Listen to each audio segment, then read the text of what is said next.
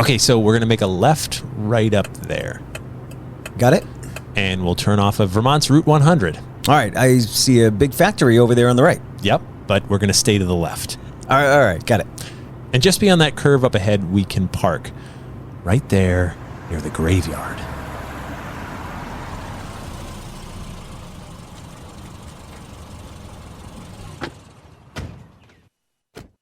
Yeah, I can see the boneyard gates right there by those trees. Definitely looks a little spooky. Yeah, and it gets worse once we get into these hallowed grounds, because not everything inside this graveyard stays dead. In fact, I can tell you with absolute certainty that some of those commemorated on the headstones have indeed risen from the grave. Come on. No, Ray, it's true. We've come to Waterbury, Vermont to visit Vermont's sweetest graveyard. And they say this graveyard may just make you scream.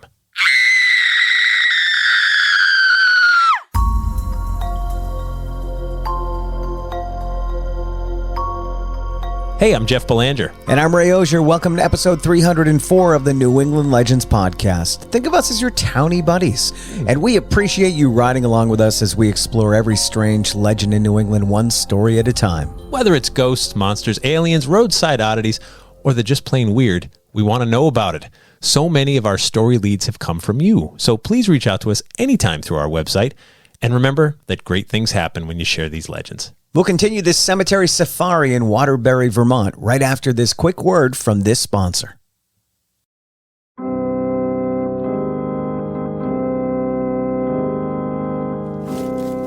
Okay, so let's head up to these hallowed grounds. Okay, well, this graveyard isn't very large. No. There's a white picket fence around it. I can already see maybe 36 headstones in there. Yeah, but like I said, they don't always stay dead in here. Now, are we talking about zombies? More New England vampires? Not really. This graveyard's unique in that... Wait a minute. The archway over the entrance says Flavor Graveyard. I can't believe I missed it before. That huge factory we passed on the way in? Yeah. That's the Ben & Jerry's ice cream factory. Yeah, this is it. This is Mecca for ice cream lovers from all over the world. No kidding. I can feel my waistband expanding just being here. Ben & Jerry's has made many great flavors over the years. Oh my God, ice cream is my passion. I got this, Jeff. Okay. Now, Ben & Jerry's began back in 1978 with two buddies, Ben Cohen and Jerry Greenfield. They opened an ice cream shop in a former gas station in Burlington, Vermont. People in Burlington liked their ice cream a lot. So pretty soon they couldn't keep up. Within 2 years, they started packing their ice cream in pints so they could distribute to grocery stores and other outlets. In 1983, Ben & Jerry brought their ice cream to St. Albans, Vermont, to build the world's largest ice cream sundae. It weighed in at 27,102 pounds. Wow. Yeah, and you know what? I bet you I could have eaten about half of that. And I think I would have taken the other half.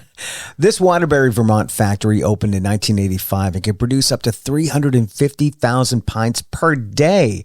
And they opened for tours the following year. Got a favorite flavor? Chunky Monkey. Oh, okay. Banana ice cream with fudge chunks and walnuts. What about you? Cherry Garcia. Hands down, no question. It's cherry ice cream with cherries and fudge pieces, and it doesn't hurt that I'm a deadhead from way back. And this was the first flavor they named for a rock legend. Yeah, that's a good one, too. Any flavors you missed that have gone away? I liked Holy Cannoli. It had ricotta and pistachio ice cream and chocolate-covered cannolis, roasted pistachios. Well, I have good news. You can at least visit Holy Cannoli here in the Flavor Graveyard. And more good news is that sometimes these flavors come back from the dead. Oh, so like zombie ice cream? Right, something like that. Now, to find out how this graveyard got here, we're going to head back to 1996 and pray we don't run into the younger version of ourselves. It's October of 1996. I Love You Always Forever by Donna Lewis is the number one song on the radio. The New York Yankees and Atlanta Braves are in the World Series.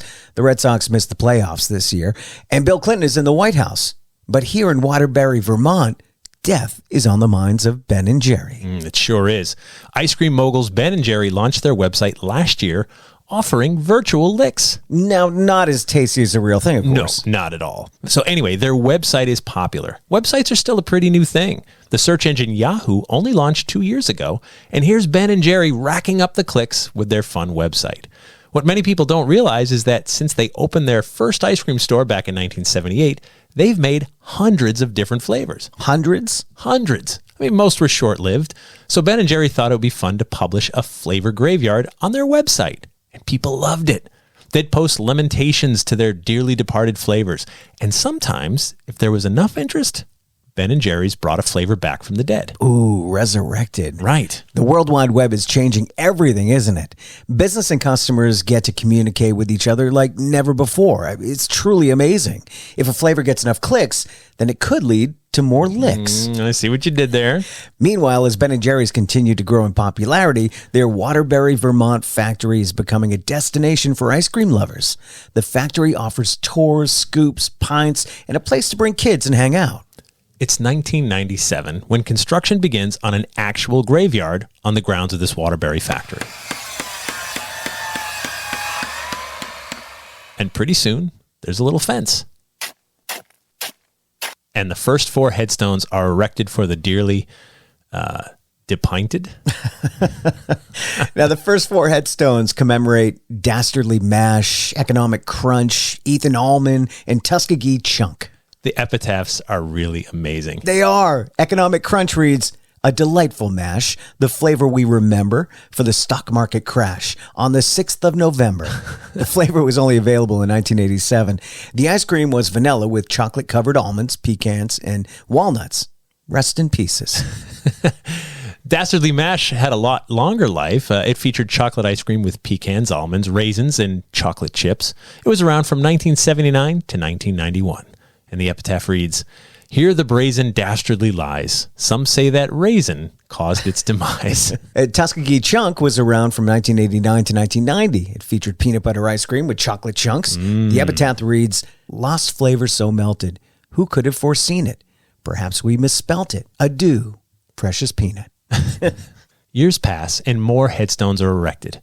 Pretty soon, the flavor graveyard becomes a thing. What started as something virtual on their website has moved onto the grounds of the Waterbury, Vermont factory. There's Dublin Mudslide, Irish cream liqueur ice cream with chocolate chip cookies and a coffee fudge swirl, 2005 to 2007. The bottle is empty, the cup and the glass. Mud with Irish cream was not meant to last. Too bad. That was a good one. As years pass, 4 headstones become 10 as more flavors are added. Rest in peace, Aloha Macadamia. Rest in peace, Bovinity Divinity. Rest in peace, chocolate chip cookie dough frozen yogurt. Rest in peace, chocolate comfort. Okay, that one I get. Well, you don't like chocolate? I love chocolate, but chocolate comfort was chocolate truffle low-fat ice cream swirled with white chocolate low-fat ice cream. It only lasted a year, 1999. Yeah, I'm not a fan of low-fat ice cream. I mean, if I'm going to have ice cream, give me the full octane. Right? So anyway, the epitaph on chocolate comfort reads, "It's curtains for the chocolate pair. I ate alone in the comfy chair. 1 pint per night, it might have been, but 'twas low fat, so it weren't no sin." So these headstones and dearly depinted flavors sit until they might reincarnate, as the Ben & Jerry's website puts it. But it's all in good fun. The headstones are symbolic. At least they were until... Until? Well, from here we jump ahead to October 1st, 2015.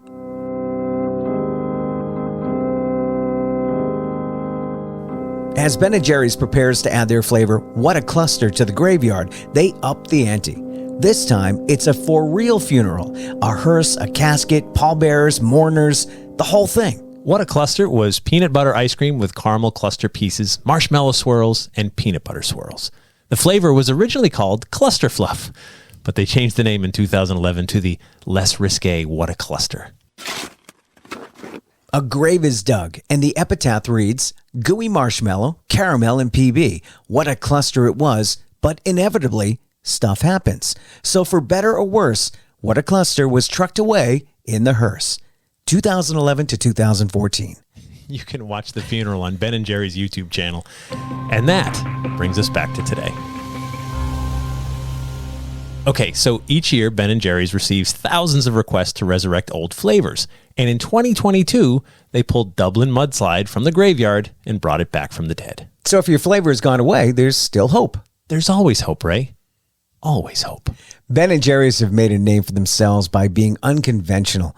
They've stood out from the beginning with their unique flavors, fun marketing, and creating a community around the ice cream. And it's kind of amazing that this graveyard exists. I mean, these flavors are here because they weren't commercially successful enough to last. In business terms, They're a failure. I mean, how many other companies build literal monuments to their failures? That's a good point. But at least they took the chance. Sure. And they took lots of chances. Not every flavor was a hit. I love that they didn't run from the products. They didn't light up their balance sheets. There's a lesson in there somewhere. Agreed.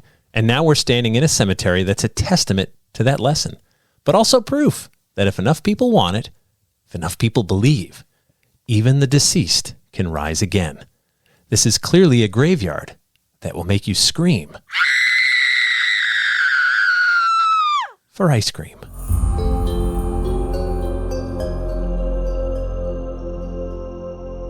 And that brings us to After the Legend, where we dig deeper into this week's story and sometimes find things that we were never digging for. After the Legend is brought to you by our Patreon patrons. Doing what we do not only takes a bunch of time, but also money and resources to cover our hosting, travel, promotion, and so many other costs it takes to bring you a new story each week. Plus, many of you know that great content isn't free.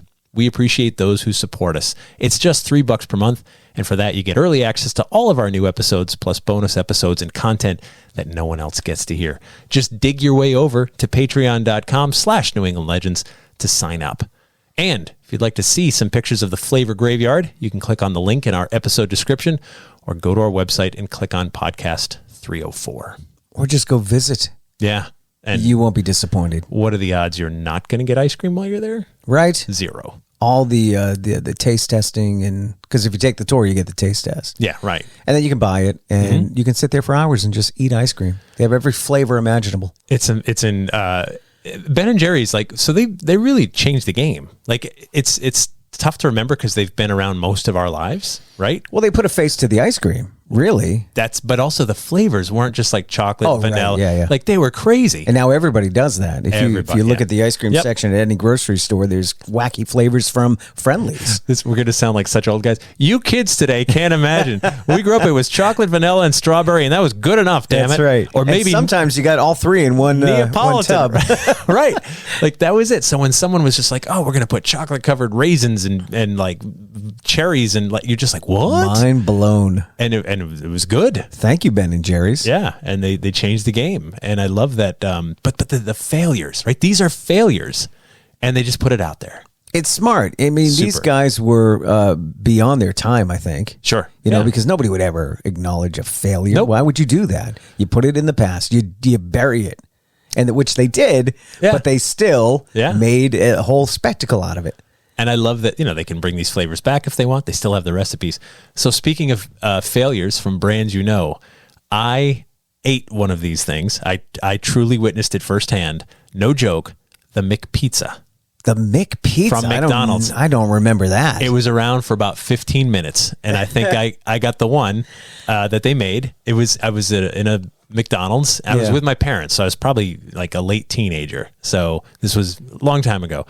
And we were like, pizza, that sounds, let's try it. Yeah. Right. And then I tried it, and picture like the worst frozen pizza you've ever had, and it's fresh out of the microwave. Yeah. And so you're like, really soggy. I should have gone with anything other choice, right? Should have went to the Papagino's across the street. Should have gone anywhere else. Yeah. And it was terrible. And I was just like, oh. And meanwhile, I mean, I saw it like for a week. And not only that, the manager brought it over because you didn't just get it right away. He's like, go sit down, I'll bring it to you, which is not the McDonald's business model, right? You buy it, they give it to you real fast, and off you go.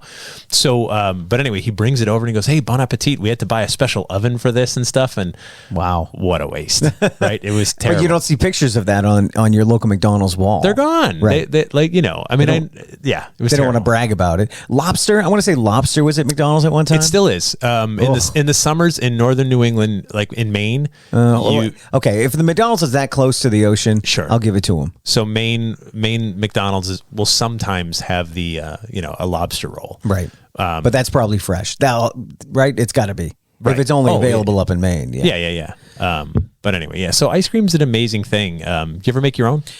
No, because it's too much work. But it's really not. No, actually, I'm sorry, I did, because I was doing like the low carb diet thing, and there was a recipe for ice cream. It's rather easy. Yeah, it's not so. So I had a machine once where you put the whole base in the freezer. Yeah. It's not like the giant things that would make you gallons. It's like a little thing. Yeah, it's over the counter. You get it at Bed Bath & Beyond. Exactly. Yeah, you get it for Christmas. You use it once. Right. It sits under the counter. And you're like, oh, remember that? It was so good. So you freeze the whole thing, Yeah. and once it's good and frozen, then you made the mix and you let it swirl and swirl and swirl. And the first time I made it, I'm just like, well, if fat makes ice cream creamier, instead of using like half and half, I'll just use like heavy cream. And so then I'm What just did like, that do? I'm like, whatever it was, like, oh, if 1 cup of sugar makes it sweet, 2 cups must make it. So whatever the recipe was, I doubled just about everything. Sure, because that's baking. So we're just sort of like making ice cream. Yeah. So I think it's got to be precise. Was my point. It does. Yeah. You're right. No, there's chemistry involved that I completely missed. So made it, and it was very. Basically, it tasted like sweet butter, which is not good. Yeah. You're just Did you try to flavor it at all? Yeah, I forget. We put in chocolate chips or something, Yeah. but like vanilla and stuff. But it was just like, it just tasted like butter. And I'm like, oh, I learned something today. You can overdo the fat. There's a moment where you pass the point of no return. Yeah. But yeah, I've tried making it, but the problem with making ice cream for me is that you can go buy really great ice cream. Sure. And this Ben & Jerry's was all we had as kids, is like if you wanted the high end stuff. Yeah. Now there's a lot of choices. There's a lot of choices, but I do think that the brand is as high as it gets. When you have your options in front of you, that's going to stick out. Oh, it's Ben & Jerry's. Yep. They're the kings of this area of the grocery store. Colorful labels and everything else. By the way, sadly, now owned by Unilever. No longer an independent company. Did they both die, or is one? No, one. I did. think I don't know. Actually, I'm not sure. I know one is very still active in politics and Yes. and That was another nice social issues and things. Like they were always very socially conscious. They cared about their communities. Yep, raising money for all kinds of things. So for sure. But yeah, but it's now a big company. But there's still all those great flavors and.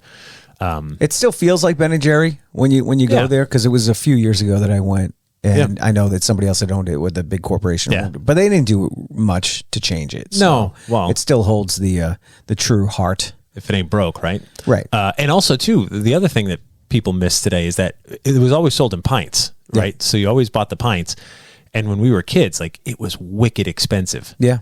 But then you taste it and go, oh, It's rich, yeah, that's that's- why, yeah. right? So they never tried to be the cheapest. They're like, no. If you want cheap ice cream, get the knockoff brand. If you want the best, Right, which it was.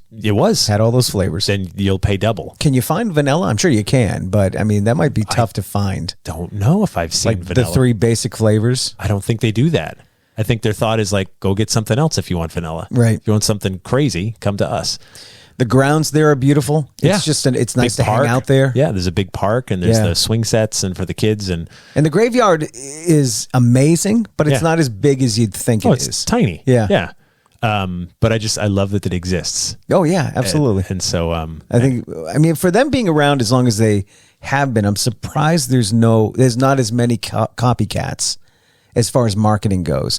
And everybody has their unique ways of marketing. But to go back to putting the failures right up front and saying, look, these failed. Look at that. yeah, we tried. We don't see a lot of that. Yeah. And it's such a great marketing ploy that I don't know why everybody hasn't copycatted.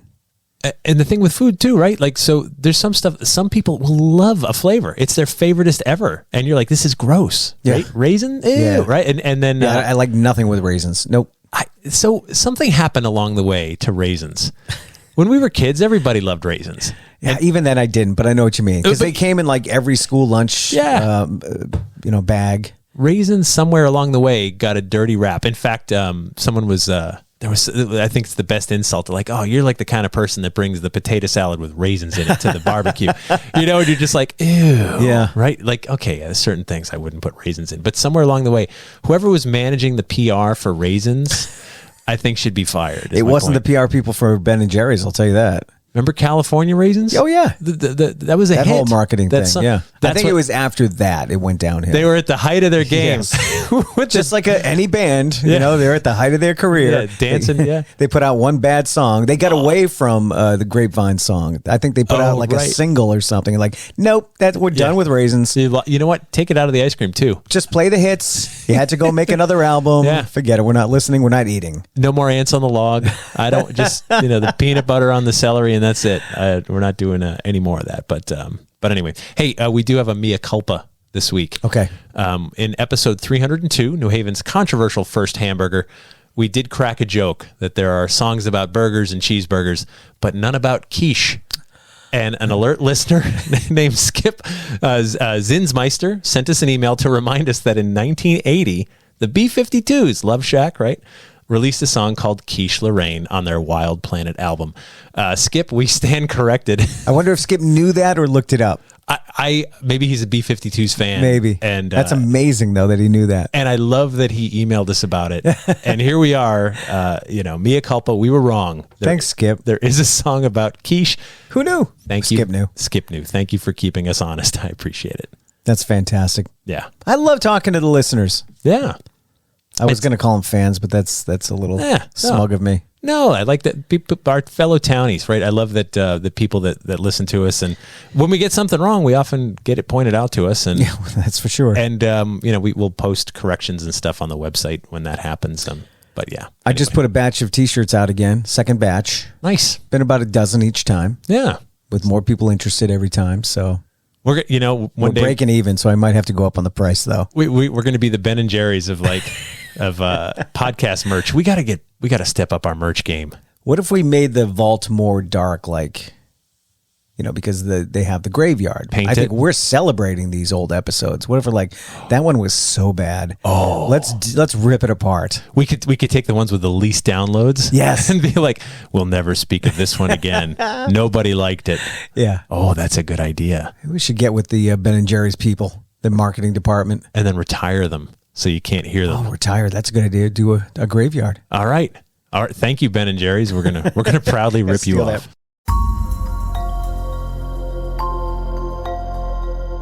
Now, be sure to subscribe to our podcast wherever you get your podcasts because it's free and we don't want you to miss a thing.